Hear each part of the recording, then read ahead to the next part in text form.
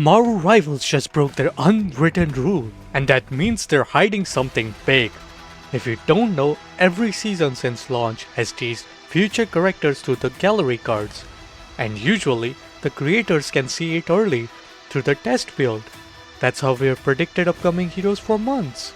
But for Season 8, Marvel Rivals did it.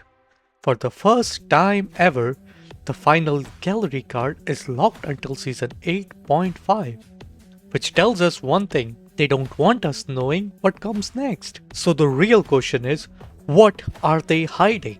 Or rather, who are they hiding? Because after going through every leak, every pattern, and every clue, there are only a few characters that actually make sense. So let's talk about them. Now before you get too excited, this gallery card change could be a change in pattern where they want to save hype for the latter half of the season and have people get more excited for the point 5 part, which would make sense, and that's why my first pick for who's coming to the game are definitely not hype enough to be hidden, right? Like if it was Thanos, it would make sense that they are trying to hide him so they can build up the hype near the end of the current season.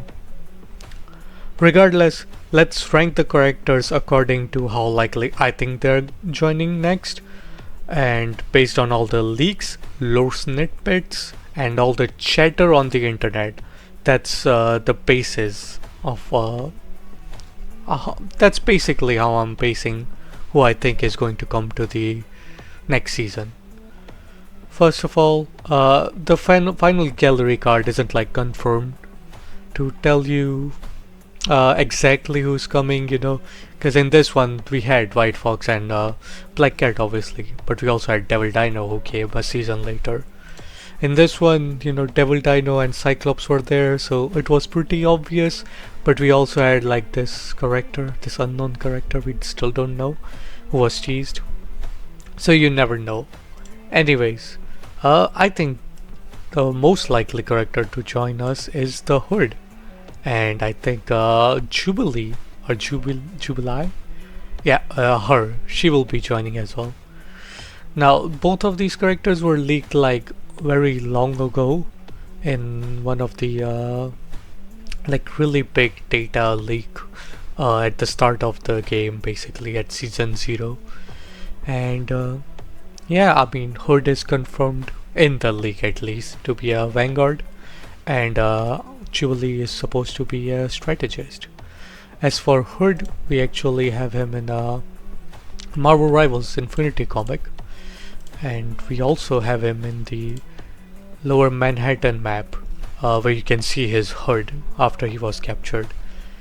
But at the end of season 7.5 and the start of season 8, everyone gets released from the Kingpin jail basically, and this hood disappeared from the map, basically like how Blade disappeared during season 2, I wanna say, right? And Jubilee was also mentioned in yeah, it was data mined multiple sources around January, which was season 0, and there are more leaks. Like if you know Miller Ross on Twitter, I don't have him pulled up, but yeah, if you know, he has been talking about a lot of rumors, I guess, and that basically led me to believe it would be Jubilee and the Horde. This is probably the most likely option, but in case it's not, I have some other guesses as well.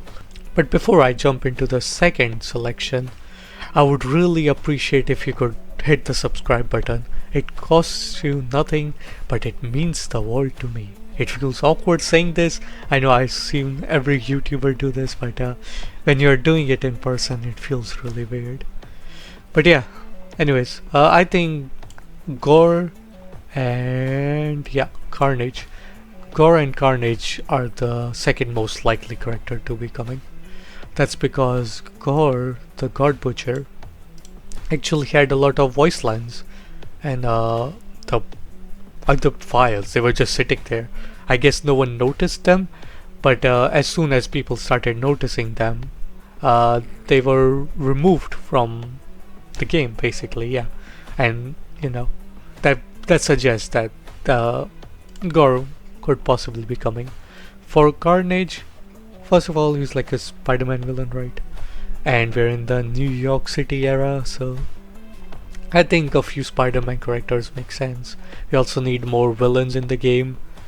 I also think I saw one of the Gore voice lines mention Carnage is the Bond partner, and I thought, yeah, that makes sense if someone's talking about these two in what voice line, then it would make sense if they come together. Plus, he has the all black sword from Null, and yeah, symbiote with the Null. Makes sense. For the third option, I think it would be Green Goblin and Miguel O'Hara, Spider-Man 2099. Yep. Uh, like I said with Carnage, we need more villains, and since we're in the Spider-Man era, we basically have all the Spider-Man villains up for taking. Green Goblin was mentioned in multiple places. Basically, if I scroll down to Spider-Man's backstory, yeah. So if you don't know, right before we enter the New York season, we have Green Goblin attacking Manhattan, and they stop him, but then Kingpin takes over and whatnot. And we also have Norman Osborn as one of the portraits in the Manhattan area. And I think he's fairly hype character to get added, yeah.